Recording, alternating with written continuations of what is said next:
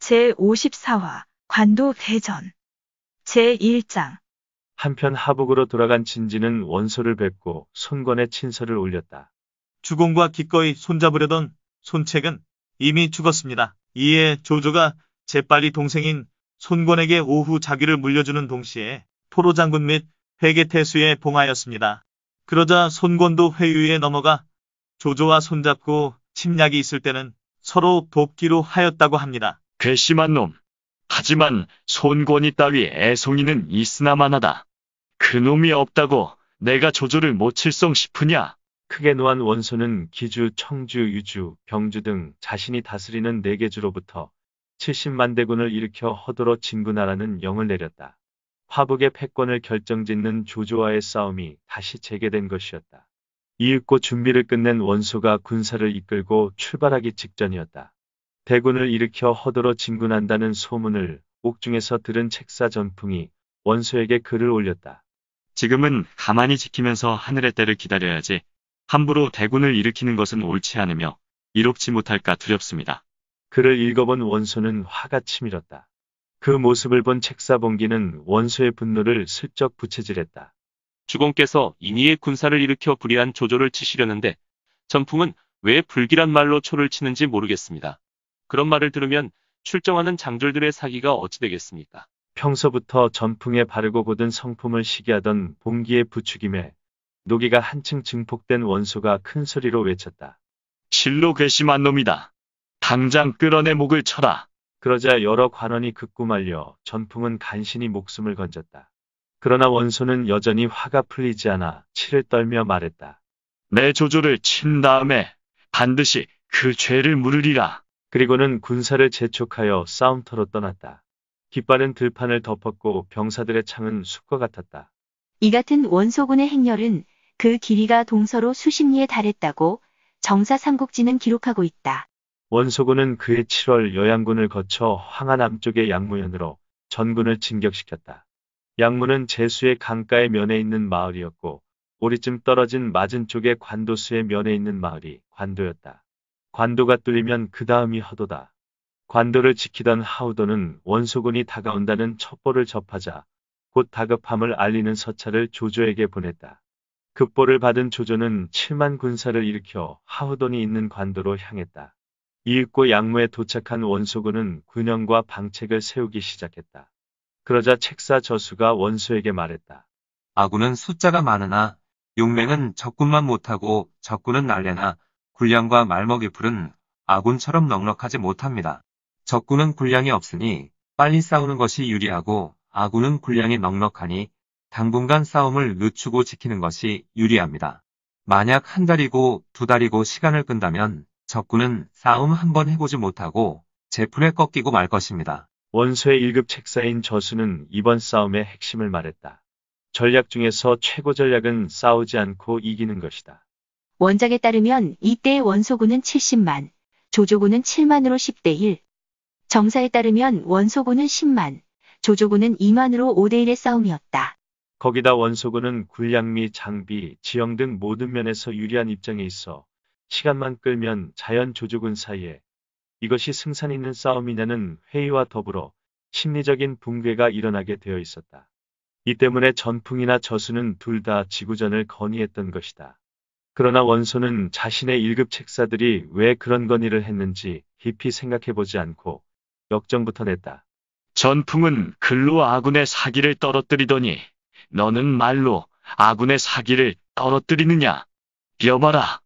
저놈을 군중 영창에 가두어라. 내 조조를 격파한 다음 전풍과 함께 같은 죄로 다스릴 것이다. 결단력이 없기는 해도 원소가 그렇게까지 아둔한 사람은 아니었다. 그렇다면 왜 그는 전풍과 저수의 진언을 받아들이지 않았던 것일까? 한마디로 자만해 있었기 때문이다. 그는 두 가지 점에서 자신이 조조보다 월등하다고 생각했다. 하나는 조조군보다 10배 또는 정사에 따르면 5배나 많은 병력을 지니고 있다는 점이었고, 다른 하나는 천출인 조조와 달리 자신은 명문 출신이라는 자부심이었다.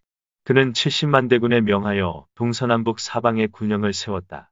이에 사방 90리에 걸친 산과 들이 군영으로 뒤덮이는 일대장관이 연출되었다. 이를 목격한 세작이 허실을 탐지하여 관도에 보고했다. 방금 도착한 조조군은 이 소식을 듣자 모두들 겁을 냈다. 뭐, 70만 대군이라고. 끝이 안 보인다고? 이미 진 싸움이로군. 조조는 막녀들을 불러 모아 대응책을 논의했다. 순유가 일어나서 말했다. 비록 원소군이 많다 하여도 두려울 건 없습니다. 아군은 모두 정예병이기 때문에 한 사람이 능히 10사람을 감당할 수 있습니다.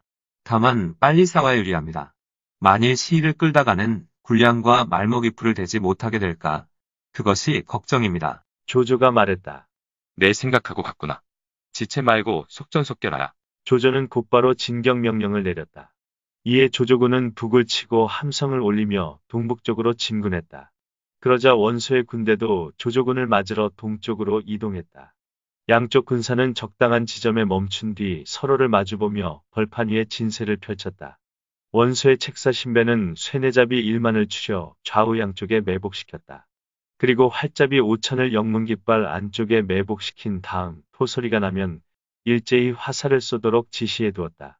이윽고 삼통고 곧 999번의 북소리가 그치자 원소가 말을 타고 진 앞에 나타났다. 황금투구와 황금갑옷 비단전포에 옥띠를 두른 화려한 모습이었다. 그의 좌우에는 장압, 고람, 한맹, 순우경 등 하북의 명장들이 쭉 둘러섰다. 그와 동시에 여러 가지 깃발들과 임금의 명을 받아 출전한 것임을 상징하는 절얼이 아주 위세있게 늘어서 있었다. 조조 진영에서도 영문 깃발이 열리면서 조조가 말을 타고 나왔다. 허저, 장여, 서황, 이전 등이 각기 무기를 들고 앞뒤로 호위했는데 그 모습 또한 볼만했다. 조조가 채찍을 들더니 원소를 가리키며 꾸짖었다. 내 임금께 아뢰어 너를 대장군으로 만들어 주었거늘 어찌 반역을 꾀하는 것이냐. 그러자 원소도 소리쳤다. 반역을 꾀하다니? 너는 한나라의 승상 이름을 내걸고 있으나 사실은 한나라의 역적 아니냐. 죄악이 하늘까지 차올라 지난날의 왕망이나 동탁보다 더 심한 것을 삼척동자도 알고 있거늘 어디다 감히 반역을 꾀한다고 뒤집어 씌우느냐. 구차한 변명은 집어치워라. 내 이제 임금의 조서를 받들어 너를 토벌하리라. 조조가 외치자 원소가 맞받아쳤다. 나야말로 의대조를 받들어 천하의 역적놈을 토벌하리라. 의대조 곧 동승이 헌제로부터 받은 옥띠 속의 비밀조서 이야기가 나오자 울컥 심기가 상한 조조는 곁에 있던 장효에게 명했다. 문원이 나가 저놈 목을 따오너라. 예. 장효가 말을 달려나가자 원소 진영에서는 장압이 말을 달려나왔다. 두 장씨의 기량은 막상막하였다. 서로 어우러져 40~50합을 겨루었으나 승부가 나지 않았다. 조조는 이들의 불꽃 튀기는 대결을 보면서 속으로 감탄했다. 보다 못한 허저가 장효를 돕기 위해 칼을 휘두르며 말을 달려나갔다. 그러자 원소 쪽에서도 고람이 창을 꼬나들고 말을 달려나왔다. 이리하여 네 장수는 두 패로 나뉘어 서로 어지러이 찌르고 베개를 거듭했다. 한참 구경하던 조조가 하우돈과 조홍을 불렀다. 이 틈에 너희는 정예병을 3천씩 이끌고 적진에 돌입하여 본영을 아작내라. 예, 명을 받들겠습니다. 조조는 일당십을 자랑하는 자기 편의 정예병 실력을 믿은 것이다. 하후돈과 조홍은 각기 철갑 기마병 3천씩을 이끌고 원소 본영을 향해 화살처럼 돌진했다. 제2장 그러나 이 같은 사태를 미리 예상하고 있던 신배는 조조의 철갑 기마병이 돌격해오는 것을 보자 포를 쏘게 했다. 이를 신호로 좌우에 매복해 있던 쇠내잡이 1만이 모습을 드러내고 일제히 방아쇠를 당겼다. 또 중군에 숨어있던 활잡이 5천도 진 앞으로 몰려나와 일제히 활을 쏘았다. 아무리 훈련된 일당십의 정예병이라지만 하늘을 덮으며 새카맣게 날아오는 수만 발의 화살을 어찌 피할 수 있었겠는가. 돌격해오던 조조군이 방향을 돌려 남쪽으로 뿔뿔이 달아나기 시작하자 원소는 때를 놓치지 않고 군사를 휘몰아 조조군을 덮쳤다. 찔리고 베이고 엎어지는 병사가 부지기수였다. 크게 참패한 조조는 관도까지 물러나 겨우 군사를 수습할 수 있었다. 이에 원소는 군사를 남쪽으로 이동시켜 관도 부근에 군영을 세우게 했다. 진영 설치가 완료되자 신배가 새로운 계책을 내놓았다. 주군 이제 10만 군사를 추려 관도를 지키게 하고 나머지 군사는 총동원하여 조조의 군영 앞에 흑산을 쌓게 하십시오. 그러면 군사들이 그 위에 올라가 조조의 군영을 내려다보면서 활을 쏠 수 있습니다. 만일 조조가 이곳을 버리고 달아나면 우리는 묘충지를 손에 넣고 다음으로 허도를 깨뜨릴 수 있을 것입니다. 아주 좋은 계책이다. 원소는 그 말을 따랐다. 각 군영으로부터 건장한 병사들을 선발하여 곡괭이와 삽으로 땅을 파고 삼태기로 흙을 날라 조조의 군영 주변에 흑산을 쌓아 올리게 했다. 조조 군영에서는 원소군이 흑산 쌓는 것을 보고 밖으로 나가 쫓아버리려 했지만 신배가 배치해 놓은 활잡이 쇠뇌잡이들이 주요 길목을 지키고 있다가 화살을 퍼부어대는 바람에 앞으로 나아갈 수가 없었다. 수십만이 달라붙은 까닭에 원소군은 열흘도 못 되어 50여 개의 흑산을 쌓고 그 위에 높은 막루까지 세웠다. 활잡이와 쇠뇌잡이들은 구름처럼 높이 올라갈 수 있는 운제 곧 구름사다리를 이용하여 막루에 올라가서 조조 진영을 훤히 내려다보며 화살과 살을 쏘아댔다. 이에 조조군은 자기 영내 안에서도 마음대로 움직일 수 없게 되었다.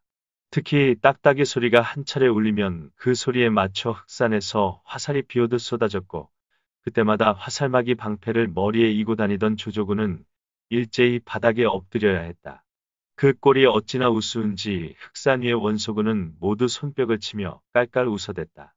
약이 바짝 오른 조조는 책사들을 불러 대책을 물었다. 그러자 유엽이 앞으로 나서며 말했다. 발석거를 만들어 공격하면 될 것입니다. 발석거라니? 조조가 물었다. 돌멩이 포탄을 발사할 수 있는 이동 투석기 말입니다. 투석기가 석벽을 부순다는 것은 알고 있었지만 흑산도 부술 수 있단 말인가? 흑산이 아니고 흑산에 세워진 막루와 운제를 부수는 것입니다. 이것들을 망가뜨리면 적들도 어쩌지 못할 것입니다. 좋다. 조조는 유엽에게 발석거의 설계도를 제출하라고 했다. 그 뒤 조조군은 유엽이 내놓은 설계도에 따라 밤을 새워가며 발석거를 수백 대 만들었다. 그리고 군영의 담장 안쪽에 이것들을 배치하되 흑산 위의 운제와 마주 바라보도록 했다. 마침내 원소군의 활잡이와 쇠뇌잡이들이 흑산 위에서 활을 쏘자 조조군에서는 담장 안에 배치한 발석거들을 일제히 가동하기 시작했다. 수백 발의 돌멩이 포탄들이 하늘을 덮으며 흑산 위로 쏟아졌다. 막루와 운제도 부셔졌지만 망대나 흑산 위의 활잡이, 쇠뇌잡이들은 하늘에서 떨어지는 이 돌벼락을 피할 수가 없었다. 혼쭐이 난 원소군은 발석거를 돌벼락을 떨어뜨리는 수레라 하여 병력거라고 불렀다. 이로부터 원소군은 더 이상 흑산에 올라가 활을 쏘지 못하게 되었다. 이거 어찌하면 좋겠는가? 원소가 난감한 표정으로 묻자 신배가 또 하나의 계책을 내놓았다. 땅굴을 파서 조조 진영 안으로 몰래 들어가면 됩니다. 좋다. 그리하라. 곧 굴자군이라는 땅굴 부대가 편성되어 조조 진영으로 곧장 들어갈 수 있는 땅굴을 산 뒤쪽에 은밀히 파기 시작했다. 그러나 꼬리가 길면 밟힌다. 원소군의 땅굴 작업을 목격한 조조군의 병사 하나가 이 사실을 조조에게 보고했다. 이에 조조는 유엽을 불러 물었다. 저들이 땅굴을 파고 있는 모양인데 무슨 꿍꿍이인가? 땅굴을 통해 우리 영내로 몰래 쳐들어오려는 수작입니다. 막을 방법이 없겠는가? 있습니다. 아주 간단하지요. 우리 쪽에서 군영 둘레에 도랑을 쭉 파놓으면 저들의 땅굴이 드러나게 됩니다. 결국 원소군의 노력은 헛수고가 되는 셈이지요. 조조는 군사를 차출하여 군영 둘레를 쭉 돌아가며 도랑을 파게 했다. 이를 모르는 원소군은 열심히 땅굴을 파들어갔지만 도랑에 노출되어 유엽의 말처럼 헛고생만 한 셈이 되었다. 이후 원소군의 공격은 주춤해졌다. 조조군은 정사에 따르면 그 5배, 원작에 따르면 그 10배나 많은 원소군을 잘 버텨낸 것이었다. 문제는 시간이었다. 흑산과 발석거와 땅굴과 구덩이 파기 등 공방을 거듭하는 동안 두어 달이 지나갔다. 8월 관도에 도착한 조조군은 9월 말이 되자 군량과 말먹이 불이 떨어지기 시작했다. 군사들도 지쳐 있었다.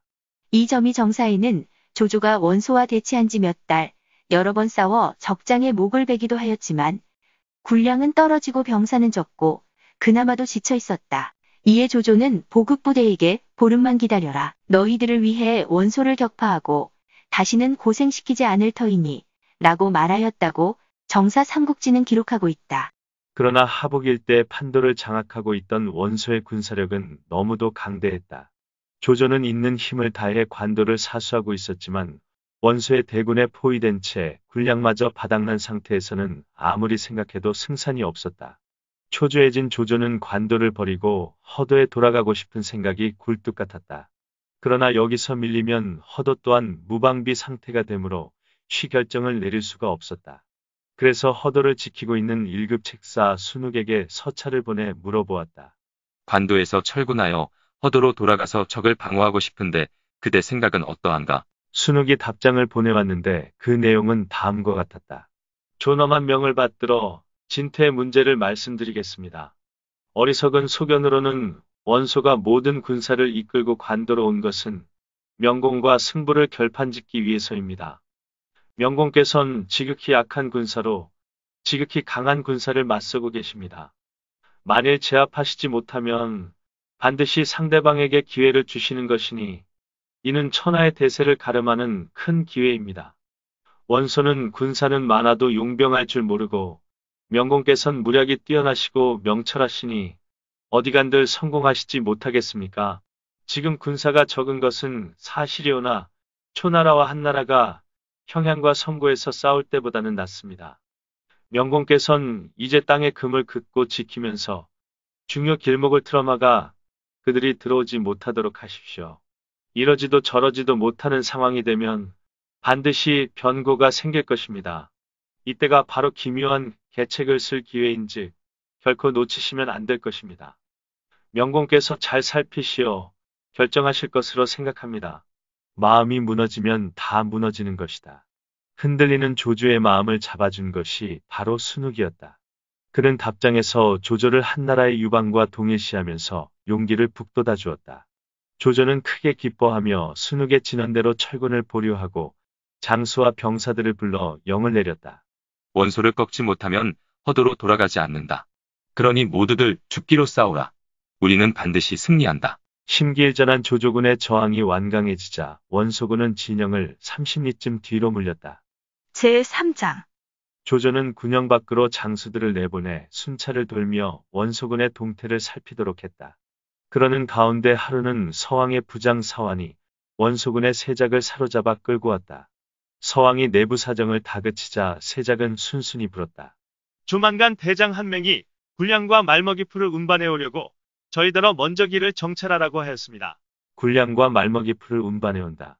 이 사실을 서왕이 보고하자 조조는 숨통이 트이는 기분이었다. 곁에 있던 순유도 같은 느낌이었던 듯 서둘러 아뢰었다. 한맹은 필부의 용기를 가지고 있을 뿐입니다. 장수 한 사람에게 명하시어 날랜 기마병 몇천 명만 이끌고 가서 군량을 불살라버리게 하십시오. 군량이 도착하지 않으면 원소군은 큰 혼란에 빠질 것입니다. 나도 같은 생각이었는데. 누굴 보내면 좋을꼬? 이곳 지리를 잘하는 서왕 장군을 보내시지요. 조조는 고개를 끄덕이더니 서왕에게 눈길을 돌렸다. 그대는 사환과 함께 군사를 이끌고 가 한맹을 치되 그들이 운반하는 군량과 말먹이 풀 반드시 불태우라. 예, 그리하겠습니다. 서왕이 먼저 출발하자 조조는 다시 장효와 허저를 불렀다. 그대들은 선발대로 떠난 서왕을 뒤따라가 도우라. 예, 명을 받들겠습니다. 장효와 허저가 군사를 이끌고 서왕을 뒤쫓았다. 그날 밤 한맹은 군량과 말먹이 풀을 실은 술에 수천 대를 호송하며 원소의 본영으로 향하던 중 고시 부근에서 서왕과 사환의 군대와 맞닥뜨렸다. 한맹이 나는 듯이 말을 달려 덤벼들었다. 서왕이 맞섰고 그 사이 사환은 군사들을 지휘하여 재빨리 수레를 덮쳤다. 기겁하며 흩어지는 인부들을 내버려둔 채 군량과 말먹이 풀이 실린 수레들에 불을 질렀다. 서왕을 당해낼 수 없다고 판단한 한맹은 말머리를 돌려 달아났다. 그러자 서왕은 그를 뒤쫓는 대신 군사들을 재촉하여 나머지 수레와 군량을 모조리 불태웠다. 고시는 원소군의 본영에서 그리 멀지 않은 곳이라 하늘로 치솟는 불길이 원소의 눈에도 비쳤다. 서북쪽의 불길을 바라보며 혹시나 하고 의심하고 있을 때 싸움터를 빠져나온 한 명의 병사 하나가 아래오 하고 달려와서 보고했다. 군량과 말먹이 풀을 적군의 모조리 빼앗겼습니다. 그 말을 듣자 원소는 장압과 고람에게 명했다. 그대들은 빨리 가서 적장의 귀로를 차단하라. 예. 두 사람은 급히 군사를 이끌고 고시로 달려갔다. 가는 도중에 군량을 태우고 돌아오던 서왕 일행과 정통으로 마주쳤다. 이에 장압이 창을 꼬나들고 싸움을 시작하려는데 뒤쪽에서 허저와 장효의 군사가 달려들었다. 양쪽에서 협공을 당하게 된 원소군은 결국 사방으로 흩어졌다. 이렇게 하여 서황, 사환, 허저, 장효 등 네 장수는 한 덩어리가 되어 무사히 관도의 군영으로 돌아왔다. 조조는 크게 기뻐하며 군사들의 후한상을 내렸다. 그리고 군사를 나누어 본영 앞에 별도의 군영을 세워 두 군사가 서로 마주보며 도움받을 수 있는 기각지세를 이루게 했다. 한편 원소는 한 명이 군량을 모두 빼앗기고 군영으로 돌아오자 크게 노해 그를 죽이려고 했다. 여러 관원이 말려 목숨만은 겨우 건졌다. 군사를 움직이는 데는 군량이 중요하니 심혈을 기울여 지키지 않으면 안 됩니다. 오소는 군량을 쌓아둔 곳이니 반드시 막강한 군대로 지켜야 합니다. 신배가 말했다. 그러나 땅굴 작전에 실패한 그의 말이 원소의 귀에 들어갈 리가 없었다. 나도 생각해둔 게 있다. 그러니 너는 그만 업도로 돌아가서 군량과 말먹이 풀이나 잘 감독하여 차질 없이 보내도록 하라. 그런 명령 한마디로 신배를 전선에서 떼어버렸다. 그리고 못 믿어온 한맹 대신 순우경을 대장으로 삼아 목원진, 한거자, 여위황, 조예 등의 부하장수들과 함께 군사 2만을 이끌고 가 오소를 지키라고 명했다. 그런데 식량수송 대장에 임명된 순우경은 원소가 아직 조정의 사회교위를 할 때 조정의 좌군교위로 있다가 대장군 하진이 모살된 후에 원소의 휘하로 들어갔던 고참 장수였다. 그런 만큼 전선도 아닌 후방의 군량수송을 맡기니 심사가 뒤틀렸던 모양이다. 내가 이따위 경비나 설군번이냐? 이제는 늙고 쓸모없어져 군량수송에 허드렛 일이나 맡게 된 것이라 생각하니 불만이 가득했다. 그래서 오소에 도착한 뒤로는 여러 장수들과 함께 하루 종일 술만 퍼마셨다. 워낙 술을 좋아하는 데다가 성질마저 사나워 군사들은 그를 많이 두려워했다. 그의 행적을 잘 아는 부장 목원진과 여위황 등은 내심 불안한 나머지 서로 귓속말을 주고받았다. 대장이 실수나 하지 않으면 좋으련만. 그러게 말일세. 제4장. 한편 간당간당하던 조조군의 군량이 완전 바닥났다. 보고를 받은 조조는 급히 허두의 순욱에게 군량과 말먹이 풀을 보내라는 서찰을 보냈다. 그런데 일이 꼬이려니 하필이면 서찰을 갖고 가던 사자가 30리도 못 가 원소의 책사 허유의 수하에게 사로잡혔다. 그는 꽁꽁 묶인 채 허유 앞으로 끌려왔다. 자가 자원인 허유는 어려서 조조의 친구였으나 지금은 반대로 원소 밑에서 녹을 먹고 있었다. 그는 즉시 사자의 몸을 뒤져 군량을 재촉하는 조조의 서찰을 찾아내자 속으로 쾌재를 불렀다. 벌써 40대 중반을 넘긴 나이였으나 이렇다 할 공훈을 세우지 못해 답답했던 그는 이 한 건으로 낯을 세워볼 요량이었다. 그래서 곧장 원소에게 달려가 말했다. 조조가 관도에 주둔하며 우리와 대치한 지도 오래이니 허도는 분명 비어 있을 것입니다. 그런즉 군사의 일부를 떼어내 밤을 도와 덮친다면 허도를 함락하고 조조를 사로잡을 수 있을 것입니다. 지금 조조는 군량과 말먹이 풀이 이미 바닥났으니 이 틈을 타 두 갈래로 공격해야 합니다. 그러나 원소는 심드렁한 표정이었다. 적의 군량이 떨어졌다는 것을 어찌 확신하겠나? 방금 조조의 서찰을 읽지 않으셨습니까? 조조는 속임수가 많은 인물이야. 이건 우리를 유인하려는 거짓 서찰일 수도 있어. 엉뚱한 반응에 허유는 낙담했지만 그래도 다시 정색하고 말했다. 지금 취하시지 않으면 뒤에 도리어 해를 입게 됩니다. 그러니 이 기회를 놓치시면 아니 됩니다. 그러나 원소는 고개를 저었다. 허유는 다시 설명했다. 이렇게 두 사람이 한창 말을 주고받고 있을 때 갑자기 사람이 들어와서 아뢰었다. 업군에서 사자가 왔습니다. 곧 사자가 들어와 신배의 서찰을 올렸다. 서찰은 먼저 군량을 실은 치중대가 오소에 당도했지만 순우경이 식량수송에 마음을 쓰지는 않는 것 같으니 방비를 철저히 하는 것이 필요하다는 것을 아랜 뒤 말미에 이런 이야기를 덧붙여 놓았다. 허유가 기주에 있을 때 일찍이 백성의 뇌물을 멋대로 받아먹고 아들이나 조카들을 시켜 백성에게 과다한 세금을 물려 돈과 곡식을 착복하였기에 지금 그 아들과 조카들을 옥에 가두었나이다. 이러한 인물이 전장에서 주공과 함께 있으니 불안한 생각이 듭니다. 조조와 동양인 허유를 잘 살피시어 대사에 그르침이 없기를 앙망하나이다. 재물을 착복한 것과 전장에서 원소를 모시는 것과는 직접적인 연관이 없는 일이었다. 그러나 땅굴 작전에 실패하여 원소의 신망을 잃은 신배는 이를 만회해보려고 허유를 걸고 넘어졌다. 같은 책사로서 지난날 저수를 모함한 일도 있는 신배는 허유가 조조와 동양이라는 점을 일깨웠다. 원소의 약점은 의심이 많고 귀가 여리다는 점이었다. 한 번 의심이 생기면 대수롭지 않은 일까지도 두렵고 불안한 마음이 든다는 뜻으로 의심암기라는 말이 사용되는데 원소의 경우가 바로 그랬다. 이 뻔뻔한 필부놈아. 내 무슨 낯짝으로 계책을 내놓느냐. 너는 조조의 옛 친구이니 지금도 뇌물을 받고 그를 위해 새작질을 하면서 우리 군사를 속여 먹어치우겠다는 수작이렸다. 당장 목을 베는 것이 마땅하나 잠시 그 머리를 내 놈 모가지에 그냥 붙여둘 터이니 썩 물러나라. 다시는 내 눈앞에 나타나지 마라. 밖으로 나온 허유는 하늘을 우러러 탄식했다. 바른 말은 귀에 거슬린다더니 정말 덜 떨어진 자와는 이를 도모하지 못하겠구나. 그나저나 아들과 조카가 신배에게 해를 입었으니 무슨 낯으로 기주 사람들을 다시 대한단 말인가. 그리고는 칼을 빼 스스로 목을 찌르려고 했다. 그러자 좌우에서 칼을 뺐으며 권고했다.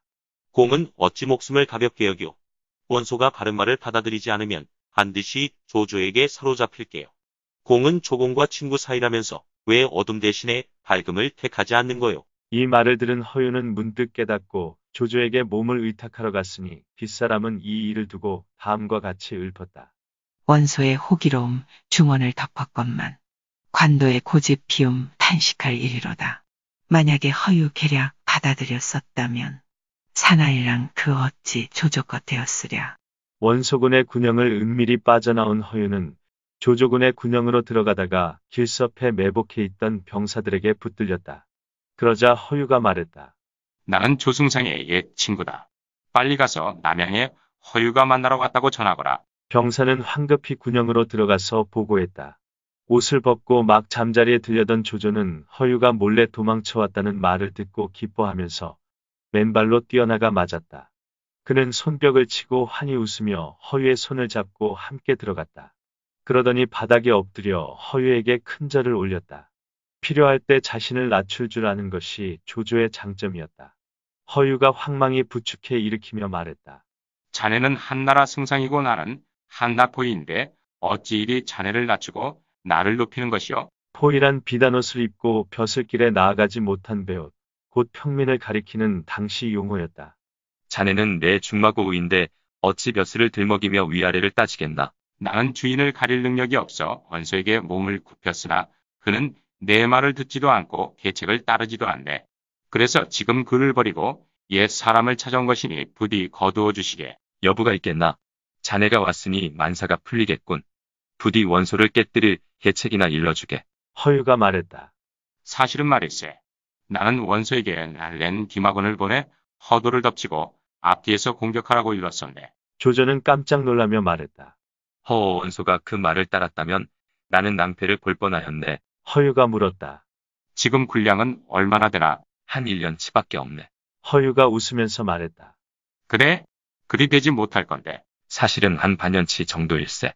그러자 허유는 소매를 털고 자리에서 벌떡 일어섰다. 그리고 휘장 밖으로 걸어나가며 말했다. 나는 진심으로 몸을 의탁하러 왔는데 자네가 나를 속이니 어찌 기대할 수 있겠는가? 조조가 만류했다. 노여워 말게. 내 사실대로 말하겠네. 군중의 양식은 석 달치밖엔 없네. 허유가 비웃었다. 세상에서 자네를 간웅이라 하던데 그게 빈말은 아니었군 그래. 자네는 병불염사란 말도 못 들었나. 병불염사란 전쟁에서는 속임수를 꺼리지 않는다는 뜻이다. 계면적은 듯이 웃던 조조는 허유의 귀에 대고 속삭였다. 사실 2달치밖엔 없네. 그러자 허유가 큰 소리로 말했다. 이제 그만 속이게. 군량은 이미 다 떨어지지 않았는가? 응? 그걸 어찌 알았나? 군량이 바닥난 것을 원소가 안다면 큰일이기에 조조의 낯빛은 창백해졌다. 대답 대신 허유는 품에서 꺼낸 서찰을 조조에게 건넸다. 그 서찰을 받아든 조조가 물었다. 무슨 서찰인데 그러나? 그러나 다음 순간 서찰을 펼쳐본 조조는 거기 쓰인 글씨가 자신의 거심을 보고는 망연자실했다. 등에서 식은땀이 흐른다. 한참 서찰을 만지작거리던 조조가 물었다. 이 서찰은 어디서 얻었나? 허도로 향하던 사자를 잡았네. 그래서 이 서찰을 보여줬더니 원소는 이게 속임수가 많은 자네 거짓 서찰이라 생각하더군. 원소가 서찰의 내용을 믿지 않았다니 천만다행이었다. 허유가 자기를 찾아온 이유도 분명해졌다. 이에 조조는 허유의 손을 붙잡으며 간곡히 말했다. 자네가 이렇듯 나를 찾아왔을 적부터는 옛 정 때문만은 아니고 내게 가르침을 줄 것이 있어 찾아온 것 같은데 그게 무언지 좀 알려주시게. 조조의 진심 어린 부탁에 허유도 진지한 표정으로 말했다. 알겠네. 그러나 내가 그대와 어릴 적 친구인 것은 맞지만 지금 그대는 승상이고 나는 그대에게 몸을 의탁하러 온 처지일세. 그러니 이제 나를 받아준다면 그대는 내 주공이 되는 걸세. 나를 받아주시겠는가? 물론이지. 그럼 절부터 받으시오. 이제부터는 주공으로 모시겠소. 허유는 땅에 엎드려 조조에게 큰 절을 올렸다. 그러고 나서 자리에 앉더니 다시 입을 열었다. 어느새 말투도 존댓말로 바뀌었다.